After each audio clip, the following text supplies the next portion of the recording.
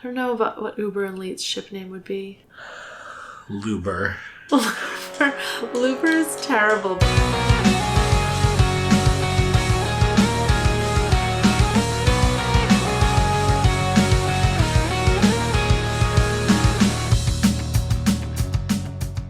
Welcome to Inchworm, the podcast in which we are inching through worm. I'm Jenny. and I'm Ted. And we're on the 5th chapter of the Shell arc. We're going to see what happened to the money. Ooh, the money. Actually, no, this time we're going to see if there's anything wrong with the money. And it turns out there is. Yeah, there's something wrong with the money. It's been stolen. It's been stolen. And something's happened to Rachel, but we don't know what. Yeah. And do we know who the thieves are? Oh, we do. We should save that for the summary. Let's save it. Let's keep people in suspense for like a good 1 to 2 minutes. Yeah, perfect. Should I summarize? Yeah, go for it. Let's get into it. Okay, well, this one was, shortish, action-packed. They figured out, Rachel really should have been here by now, and something is probably wrong. She's not answering her phone. So they're heading to the storage unit where they've been keeping the money. We get a little background on the storage unit. Apparently when the economy first crashed in Brockton Bay, a lot of people moved into storage units to live in, and that turned bad pretty fast. And now they're mostly abandoned. A good place to hide some money that you've stolen. So they take a bus to this sort of derelict part of town. They go into the building. They find the storage unit. It is empty. And the door, I think, is just open, unlocked. And Regent's like, we should kill her. And Regent? Yeah. Strong reaction. Strong words. Taylor's like, what, you think it was bitch? Like, why would she do that? And Regent's like, well, she probably wouldn't, but clearly she did. And Tattletale's like, no, it wasn't her. It was a cape, someone who can pick locks, and they're still here. It turns out it is Uber and Leet. Uber and Leet? Our favorite video game-themed villains. They're standing on the roof of the storage unit, taunting the Undersiders. They're dressed as, seems like some sort of colorful aliens. Apparently they always pick a different video game to theme their costumes and actions after. As soon as they show up, Taylor looks around for what she thinks of as the snitch, which is a little golden sphere camera that hovers and records them, because apparently what they do is broadcast their villain antics on, YouTube, basically. And Taylor used to watch a little bit back before she had powers, until she started just feeling bad for them, because they're kind of underdogs, but they're also despicable, bad people. Doing bad things. So she stopped watching. But she kind of knows how they work. There's some banter. Taylor surrounds the camera with bugs to ruin their feed. Then Regent kind of messes with Uber so that he falls off the roof of the storage locker onto the pavement. And Regent's like, why did you mess with the camera? You ruined that shot. And Taylor's like, give me some advance warning next time. Maybe a hand signal. And they have some nice bantery times. And I agree, just since you brought up that specific interaction. It is nice banter, but I feel like you could also read it as Regent is attempting to do banter, and Taylor takes it completely seriously and just responds, strategically. Oh, well, there's no way I could have known, but, how about a hand signal? And Regent's like, I feel like that's an unfair reading. I mean, we're getting out of summary territory here. I think it feels bantery to me. There's no reason to think Taylor cut Taylor can't some banter. slack. I should cut Taylor. And she's having her best day ever, so this is true. peak quippiness for Taylor. Oh, yeah. But I derailed you. So Gru says, how'd you find the money? Leet says, we followed Rachel, got lucky he doesn't say Rachel. He says, we followed your other team member. As for how we found her, and we don't get an answer to that. But the Undersiders whisper amongst themselves and make a plan. Gru is basically like, all right, they did something to bitch. They've got the money. If we don't get a decisive victory, our reputation is going to be ruined. And Tattletale's like, all right, no holds barred. And Gru is like, we have to leave one of them in a state to be interrogated. Let's make it Leet. Apparently, Uber's powers are that he can get good at anything that he tries, which is fascinating. A great power, and I would love it. Yeah, and this is now the power that I want more than any other power. Yeah. Also, a great way to pick a lock that is protecting some money. So true. So true. So that's the plan, and Taylor's like, yeah, I'm in.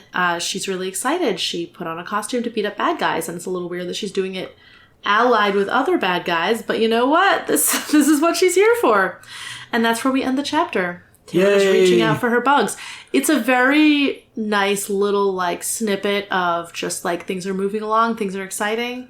We've had a lot of, like, nice conversation, backstory among the Undersiders, and now things are moving. Yeah.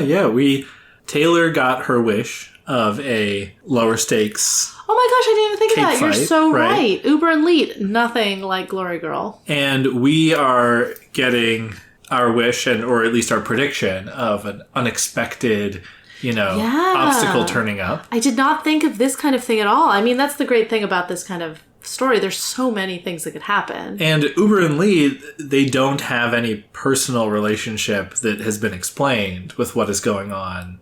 Anyway, so this sort of they sort of are coming out of nowhere. We were aware of them, so it's not a total surprise. Who are these guys? But we had no sense they were going to enter the action at this point, so that's really fun. And we got a tidbit of Uber's power at the end of this chapter, but do you know anything about Leet's power? I feel like it didn't come up specifically in this chapter or back in Arc No, I don't 2. think I know anything at all. Yeah. I think we only knew before there were video game-themed villains, and now we know Uber's power is to become expert at things, which, oh my gosh, I'm so jealous. I just have, like, a drive to learn how to do things, like crafts and, like, skills and stuff. And I often don't kind of have the patience, like, I often don't follow through on, like, actually becoming expert on a thing. But if I could just do that quickly for everything I tried, like, oh my gosh, so satisfying. I mean, it would be incredibly satisfying. It's so good. Why would you become a villain with that power? You could do anything. Oh my gosh. Yeah, I mean, that's a really interesting point. I mean, it seems like he's also a terrible person. We don't have specifics on that, but that's kind of what Taylor said. I guess, there is the sort of the patience aspect of it. But what you gain in impatience with that power, you might lose in, like, that sense of mastery and accomplishment. Do you think that would offset it for you? No, it's probably true. It's like how people tell you that if you move to California, you miss the seasons. And I don't quite believe it, but, like, intellectually, I guess I can recognize that would be true. And I do think it would cheapen it. Like, there's something so alluring about, like, becoming a skilled craftsperson at anything. And I guess, if you could just do it fast, maybe, But you could find things that you love doing. Like, maybe he doesn't have any creative interests, but, like, if you were interested in art at all, you could do so many cool art projects so well. Anything you wanted, anything you saw in your head, you could create. Yeah, and I think, the counterexample is, if you do have a connection to something already, or maybe you try 1,000 skills and you don't care about 999 of them, maybe you do find something you truly love and you don't need to lean on your power for it. That's possible. It could just let you do a breadth-first search of all the skills. Right, yeah. I'm saying maybe you can connect to it in another way. Yeah. If I had that power, I would get, some kind of high-paying job that relied on that skill. Something that was, 9 to 5, not too demanding. I mean, honestly, being like a plumber or something would probably be a great choice. Electrician, something that's, like, very highly paid and skilled and in demand. And then in my spare time, I would, like, build an amazing, like, I would get a plot of land and build this, like, some sort of amazing, like, art project of a home.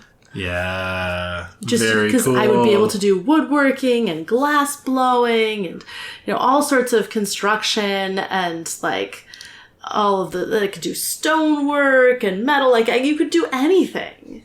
Yeah. Could build your own, like, weird castle.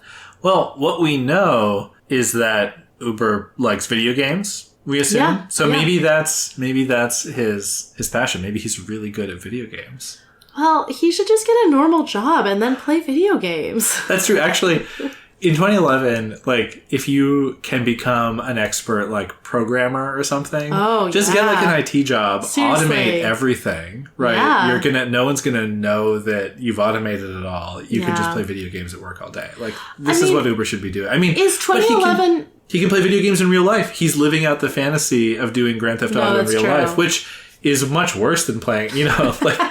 It's like, okay, this is funny now that I'm thinking about it.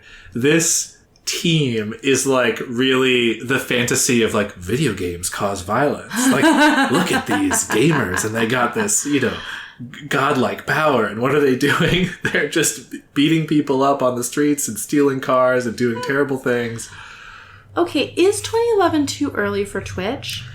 Twitch came out in 2011. So it's actually, they are on the cutting edge of technology. I think it was called Justin TV, Justin.tv. I don't know if it had become Twitch at this point, but it was around this era is when it really launched. So when this, I mean, maybe Wildbow was aware as soon as Twitch launched, but it probably wasn't a big cultural thing for like, at least a certainly little bit not as big that. as it's become. Yeah, so I think if Uber had been, being written about like 2 years later, he wouldn't have had to be a villain at all.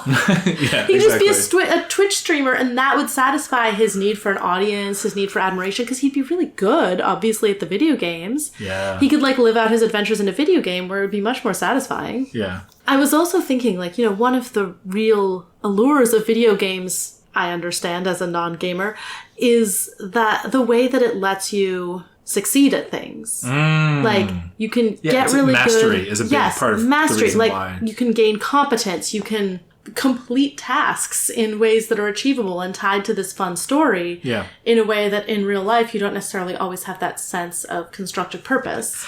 But that's exactly kind of what I was saying with your hypothetical, right? Like, part of the appeal of like the Dark Souls franchise, which is beloved by like gamers, is the you have to get good at it philosophy. You have to sort of train yourself, and it really is about that mastery. But if Uber sits down and he wins on the first time every time, you're just not going to get that high, right? Like he doesn't have anything to build would get towards. the Twitch streaming thing is you get the social satisfaction of like, I am the best gamer. Right, it's so easy for me, but you don't get any of the personal satisfaction. Maybe that's true. Yeah. I was going to say, if what you're after is that satisfaction, being a villain in this world seems like a really bad way to get it. Like, you just always be losing to people. I mean, maybe it's the striving is what he's after. Like, if everything is easy for him, then he has to pit himself against other villains with powers so that he has something he could fail at, so that when he succeeds, he feels good about it. Yeah, it's interesting. I mean, we should absolutely revisit. I mean, we'll learn Uber more about them when we learn more about him. I do want to say some things. They reveal themselves on the roof, which is kind of a cool place to be hiding and wait. Yeah. But they do like it a slow clap with a slow clap, which is not cool. It's very performative. And then Uber has like a movie trailer guy voice when he's talking. So again, it feels like he's not good at this. Yeah, he has something in mind, but it's very silly, right? Like, it makes me wonder.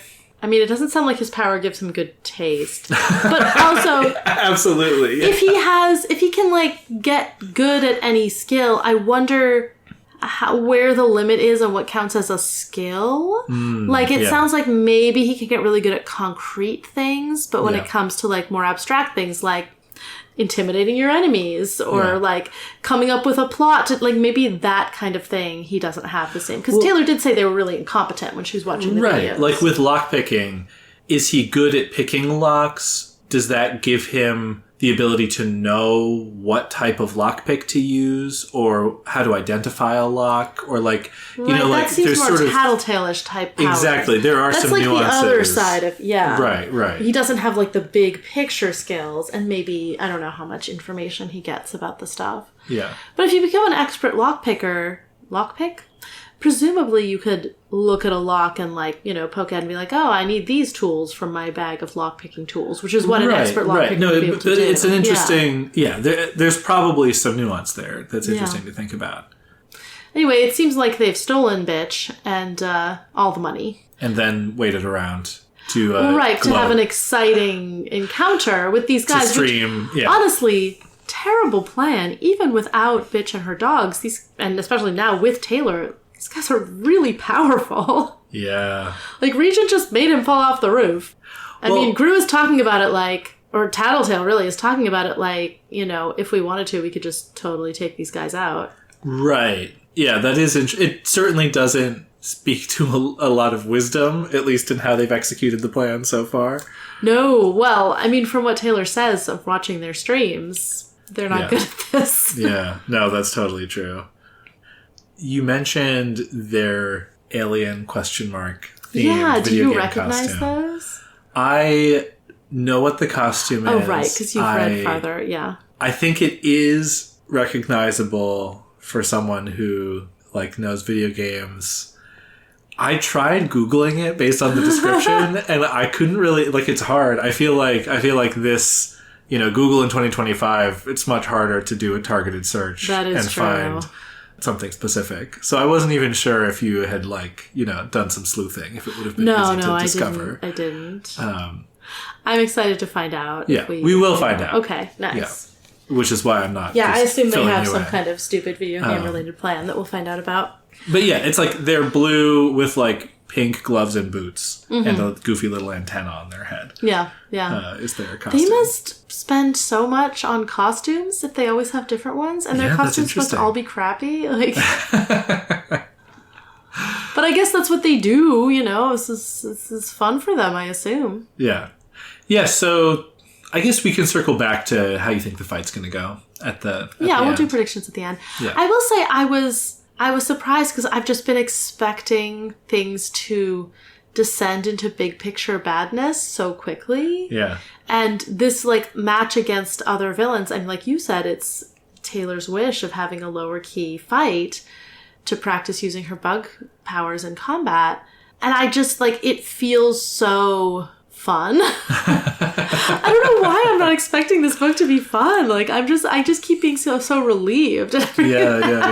I'm just so braced for the intensity. No, totally. But I'm like, oh yay, they get to fight these kind of pathetic villains. I want to see them win again, and hopefully win in, like, you know, a slightly easier way. But of course, you know, twists will happen. Who knows? Well, I did want to bring up, Taylor talks about how she used to tune in to the Uber and Leet show. Yeah. And then it started not feeling as good. Yeah. But I wanted to pick that out because it's an interesting source of potential meta commentary on what you get out of playing video games or reading about supervillains, right? I'd stopped because it wasn't feel-good watching. They were real underdogs, struggling to succeed, which made you feel sorry for them, made you want to root for them, until they did something despicable. She kind of moved on. Well, then I viewed them in a negative light, looking down on them, cheering whenever they failed. It felt a little too much like I'd been looking at them in the same way Emma, Madison, and Sophia looked at me. And that had been a major turnoff. Yeah.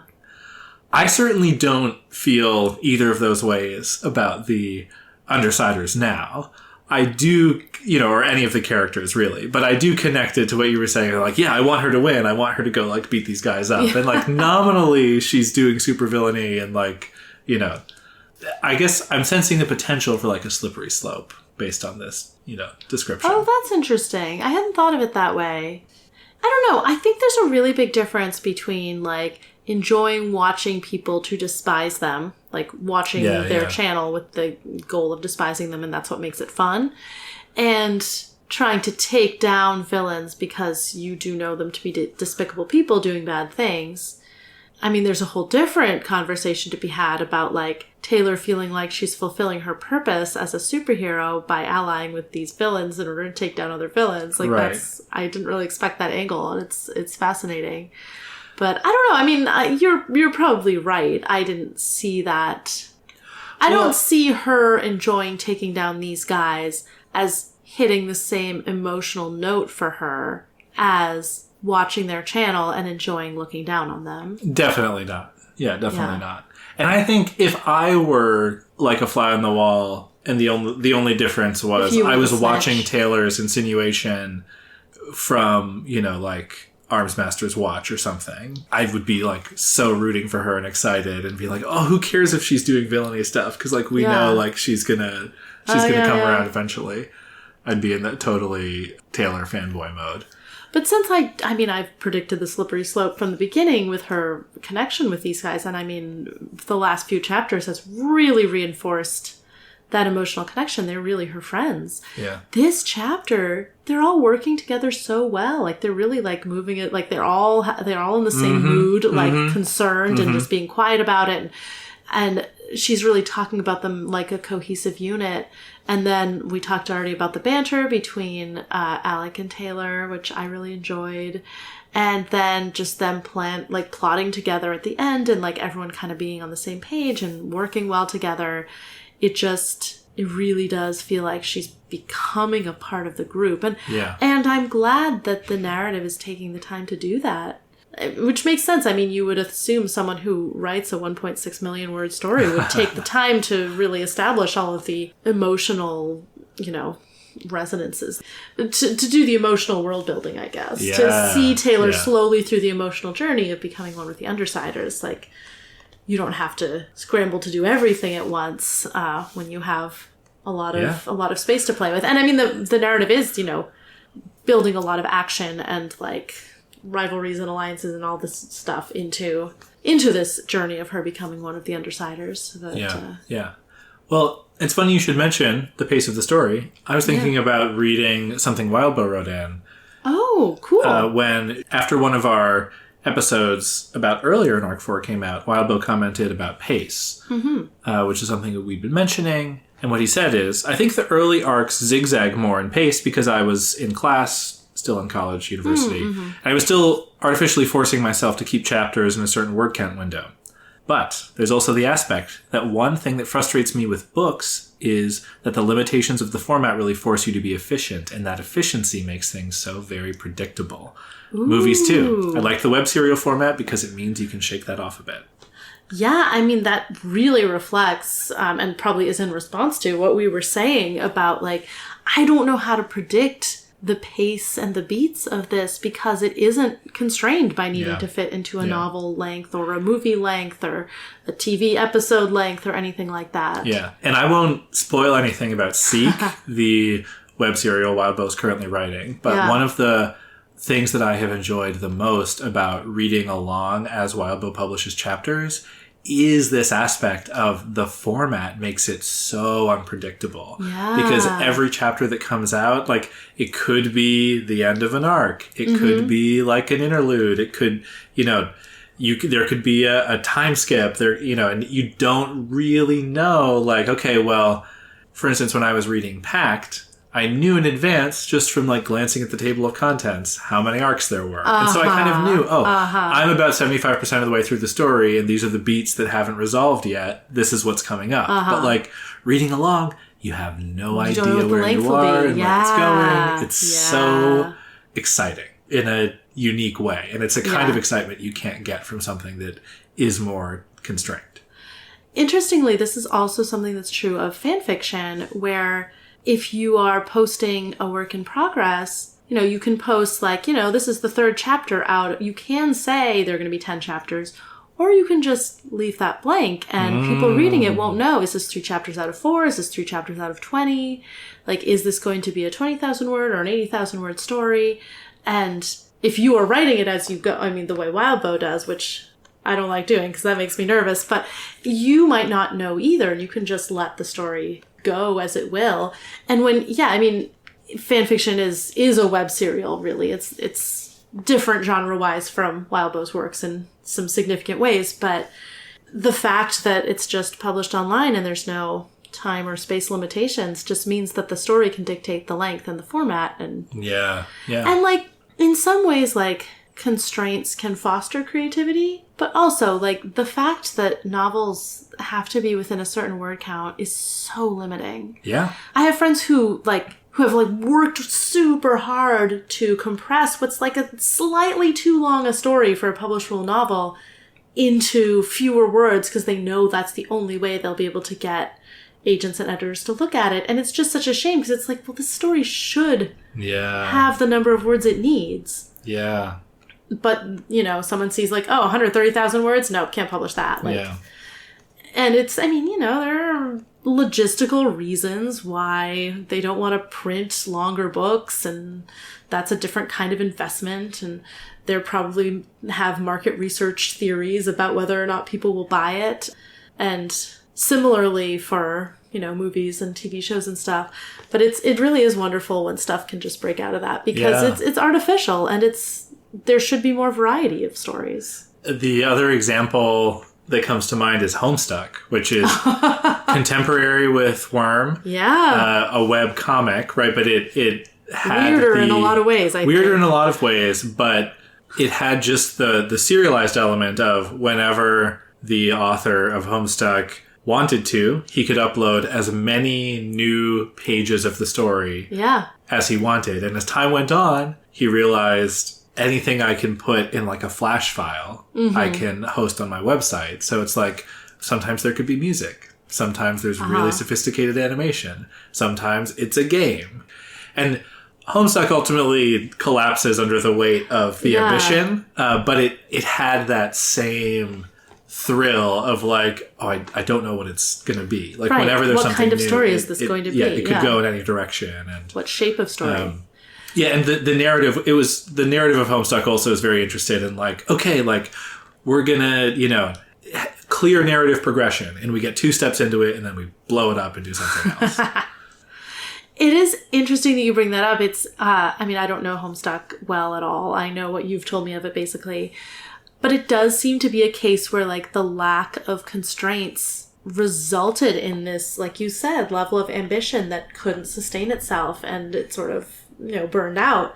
And it's really impressive that Wildbow, working with the same lack of constraint, built something that, despite the fact that he could go on forever if he wanted to, do whatever he wanted with the format, it seems like he kept it moving towards an ending. Yeah. And did manage to wrap it up successfully, from what I hear. Yeah. And that's like the danger of the lack of constraint, is you can kind of go off the rails, and it seems like Worm really did not. Yeah, there's no playable video game in Worm, but I will say there's some good format twists and, unexpected things. Interesting. Okay, yeah. I'll look forward to that. So I forget what we were saying that got us into that, but I do think it's notable that Taylor has found new ways to justify her activities with the Undersiders as being consonant with her superhero ambitions. Yeah, goals. Yeah, similar to Loon, villain on villain stuff. It's sort of like, why not? Well, this is how she accidentally ended up with the Undersiders in the first place, by defeating their rival, and now she's going to do it again. See, this is what she needs to do. She just needs to ally with them, but only in terms of helping them defeat other villains. She won't help them do other villainy. Right, exactly. This is the happy medium she can find. I don't know how Armsmaster's going to feel about that, though. Yeah. Okay, so I think we should talk about predictions at some point. I want to talk a little about the world building we get. Yeah, we get another new part of town. Yeah. The train yard. I'm going to keep pulling on this thread that I introduced earlier in the arc. We got a new part of Brockton Bay, the market, during Taylor's like, we're going to happy times. And then it's like a really abrupt transition. We're going to go to the train yard, and it's this like dilapidated labyrinth that, like the city, things got bad and then things got worse. And it feels really bad. It's something people turn to as a place of hope in a really difficult time. They're like, okay, I can keep my stuff, I can keep a roof over my head. And then it seems like drug dealers moved in. There was a lot of violence. It just became really unsafe. There was a lot of illness that spread. Yeah, the city couldn't sort of provide basic services. Yeah, no. So it descended into chaos and anarchy. And then she says like, well... And then things got so bad that, like, people could just move into all of the abandoned apartment buildings and warehouses and other things. Like, it's sort of you didn't need to create the little storage locker village. Yeah. I wonder to what extent this will be a metaphor for Taylor's descent into villainy. Ooh. Where first it's like, okay, this is a good, like, temporary thing that's actually really good in all these ways. Then it'll get dark, and then everything will fall apart so much that it's like, well, I can just make a home for myself in this dilapidated life. I love that. Yeah. I love that. It's also... Once we find out that Emma's a hero and Emma turns on Taylor, and then the Undersiders have to kill her. Yeah. Oh my gosh. Emma, I know. not Taylor. I know. Yeah. Which, I don't even know if killing Emma would be like the despicable thing that turns me on them. No, definitely not. When... We were talking in one of the recent chapters, Alec was like, why don't you just get revenge on your bullies? And Taylor was kind of like, no, that would be like out of scale, like out of scope, you know. If I turned my bugs on them, like that would just be too much devastation. Like they aren't capes. Yeah. So Taylor can't use her cape powers on them. Yeah. But if Emma is a hero, she enters the cops and robbers game that Tattletale was talking about. Yeah. And she brutalized Taylor. Taylor is completely within her rights to get revenge. Yeah. And the Undersiders would need to help her get that. Yeah. Ooh. Oh, this is what I want for her and for them. Oopsie, Emma. Yeah. Yeah. Don't want to get or have already had powers. The most terrifying minor villain gang. The gang that specializes in terror. Yeah. Well, it is interesting. This is also a chapter. It doesn't become apparent right away, but this whole arc we've been in real names. And this chapter we get cape names. They're in costumes again. Yeah. Yeah, exactly. So it delineates, new location, only cape names, slightly worse vibe. I felt like Regent was quippier than Alec. Oh, I thought he was really living up to his Lancer role here. Yeah. He makes fun of their costumes. And I'm glad you picked up on that. I do feel like he's coming into his own. I don't know if he's coming into his own more as a character, or just now that we've spent a bit with him, it's easier to kind of feel like, oh yeah, he's quippy in a way that is sort of filling a role in the social structure of the team, and not just kind of making Brian trip and making pizza pockets and not caring about anything else. There's one line that I just really loved. Taylor thinks a ghost town. If ghosts existed, they would reside in a place like this, where so much misery, violence, and death had occurred. I highlighted that. I was like, are ghosts going to exist? Well, I was like, yeah, so you have superpowers, and Taylor had that thing earlier where she's like, some people think their powers are magic, but those people are silly. And it's again, it's one of those things what is the understanding of the supernatural or laws of physics? Yeah, maybe ghosts are supernatural, but they're not paranatural. But yeah, so I guess as far as we know, powers have not revealed that ghosts existed. No. But I mean, it was a notable. There might just be someone whose power is at some point the ability to detect ghosts. Yeah. Though maybe Taylor has that power, but there are no ghosts, right? Are ghosts simple-minded enough that he could control them? No, I guess what I'm just saying is if you had a trigger event due to your overwhelming fear of ghosts, and you got the power to detect ghosts, but ghosts aren't real, you wouldn't know, right? Wow, that's a mind-bendy one. Yeah, your power is to detect ghosts. I wonder how many people have powers that, their powers to manipulate things that don't exist. Yeah, impossible. Well, you hadn't just mentioned Regent. So carrying on that thread, he has a really strong reaction to the money being gone. And well, he's like, we got to kill her. But it's interesting.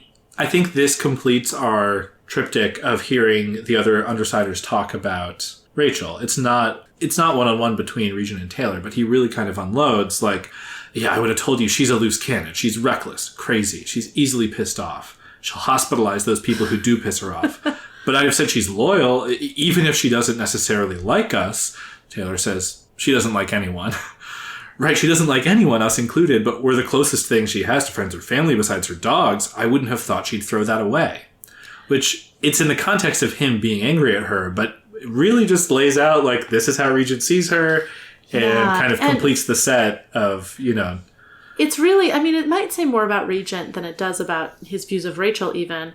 This idea that okay, I would have said she's loyal, but clearly she stole the money and we should kill her. Interesting, right. Yeah, just this willingness to jump to the worst conclusion. Yeah. Yeah, it really, and she continues to be off screen.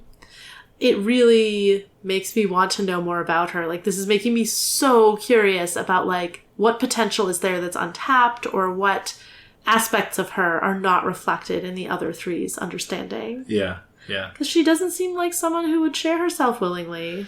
Yeah. No, that makes sense. And yeah, you're right.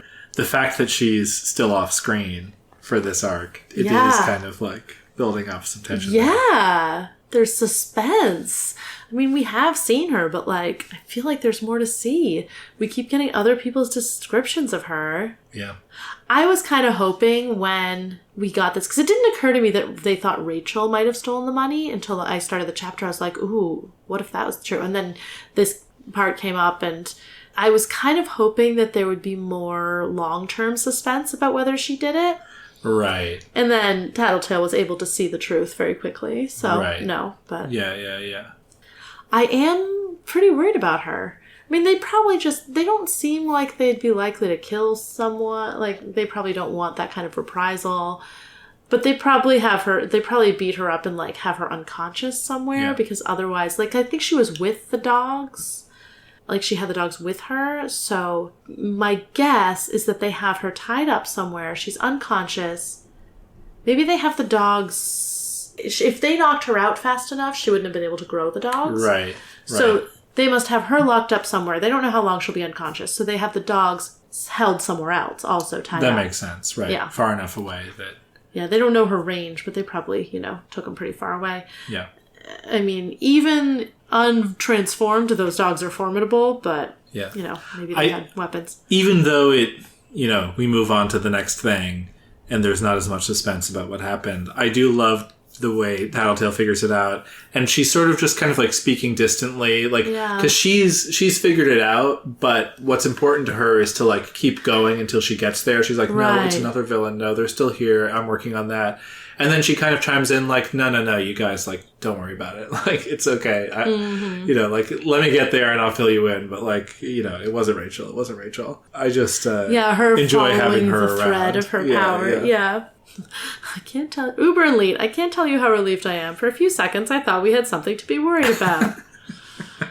I imagine it'll be more complicated than this, but I just really want to see them beat these guys up. Nice. I mean, okay. Yeah, that's a good I have to prediction. Suspect someone tipped them off. Right. They're probably not just randomly here. There's probably something bigger going on. Interesting. Yeah. So I think this fight is going to go... Well, maybe that's too much like the bank fight. I was going to say it's going to go really well for the Undersiders at first. Yeah. And then some unexpected element will be introduced that will complicate it. Maybe that is too much like the bank fight where they did really well at first. But maybe they'll just win the fight and then they'll get to interrogate Leet and they'll find out new and alarming information. Like maybe it's not that they tied up Bitch and left her in one of the storage lockers. Maybe they gave her to someone. Yeah, that's true. Maybe she's been squirreled away. I did say before the bank job, my prediction was that one of them would be taken hostage. And maybe now, we might have that situation. Yeah, I mean, I guess we do have that situation, but taken hostage by people who they're not about to easily defeat. Yeah. There's also, we don't know Leet's power. Uber, it seems like, is very skilled at a lot of things, but, like, can those things defeat a swarm of bugs and darkness and body twitches? I don't know. Yeah. But Leet, we don't know Leet's power. Exactly. Yeah. There's an unknown. I mean, certainly it's not so formidable. Physical combat thing. Yeah. I would assume. Though they are kind of described as, like, did we get which is which? Oh, he should be a tinker, right? Because, like, he must have built the snitch camera. Maybe one of Uber's masteries is that he can build fancy tech. That feels a little like just being a tinker. But if Leet is a tinker, then he probably has some, like, weapons. Maybe weapons that they won't, be able to predict easily. Right. Because he's probably always building new stuff. Could be interesting. Mm-hmm. Yeah, you mentioned... So, yeah, the Undersiders are not viewing this as a threat. After Taylor disables the camera... Leet's the one who reacts to the camera being disabled. Interesting. Oh, Is that really necessary? And Taylor's like, you fucked with us, I fuck with your subscriber base. Tattletale and Regent grinned and chuckled respectively. Only Gru stayed quiet. He was standing very still, but the darkness around him was roiling like a stoked fire.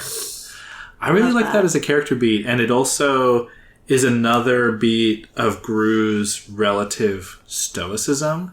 Yes. Because we had, we learned a lot about him last chapter, and this is an example of him, like, whatever he's really feeling, he's not reacting. Though there is this additional element here of, like, the darkness roiling. Right. He also is the one who immediately zeroes in on, we have to get a decisive victory here or it'll screw our reputation. Yeah. And that is, I think, he is both very pragmatic and very good at zooming out and seeing the big picture. Well, and now we know... like, Alec is not at all. Now we know he's also the one that, as far as we know, has the most to lose from this money being not recoverable. Yeah, that's a great point. Right, because presumably the others can get money from somewhere else, but Brian has the... he has a time deadline. And the paperwork and like the laundered paycheck and all that stuff. The job recommendation. Right. Yeah. All right, so predictions of... Yeah, I think that they'll defeat Uber and Leet relatively easily. There'll probably be some wrinkles in the fight. Yeah. But it'll turn out there are other people involved. Yeah, you mentioned like a tip-off. Yeah, I just don't think they're working this alone. Yeah, so previously you brought up like, you know, maybe they run into the bullies. Probably the bullies didn't tip off Uber and Leet. I can't imagine the bullies did, no. So who are your candidates? You know, what are you thinking? Yeah, it's a good question who would know to be able to tip them off. I mean, the boss would know, but I can't imagine the boss would want to betray them about this. I mean, maybe he does for some reason. You'd think that anyone wearing a white hat would not tip off Uber and Leet either. Right. Yeah, so that's interesting. I bet that the ABB saw Rachel, who is recognizable as Bitch, and they aren't currently powerful enough without Loon to take on the Undersiders, but they want the Undersiders to go down because they know they were involved in defeating Loon. Yeah. And so they tipped off Uber and Leet where Rachel was, so they could follow her. Very, very interesting. Yeah. I like that prediction. Thank you. Seems solid. Yeah. Do we get any new cape names? No new cape names, but, you know, Uber and Leet were names we already knew, which is why you didn't have to guess them. No, that's true. I mean, that doesn't mean there won't be more capes showing up. I miss predicting cape names. Yeah. I mean, like I said before, we've already met all the capes in the story, so... what a bummer. The game's not going to come up again. All right. Well, definitely, it was a fun game. 100% Well, it for lasted. sure. I'll just have to guess more ship names. Yes, absolutely.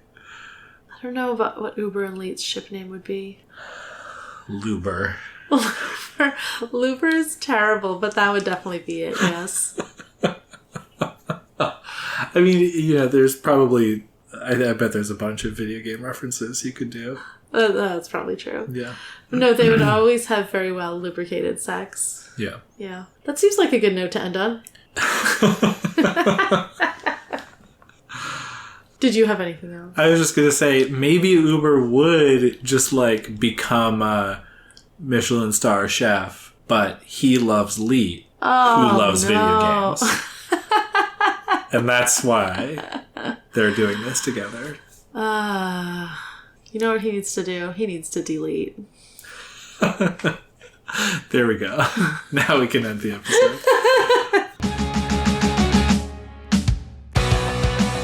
Worm is a web serial by J.C. McCrae. You can read Worm at parahumans.wordpress.com and support the author at patreon.com/wildbow. Follow us on Tumblr and Blue Sky at Inchworm Podcast, or find our Discord link and any other updates on inchwormpodcast.com.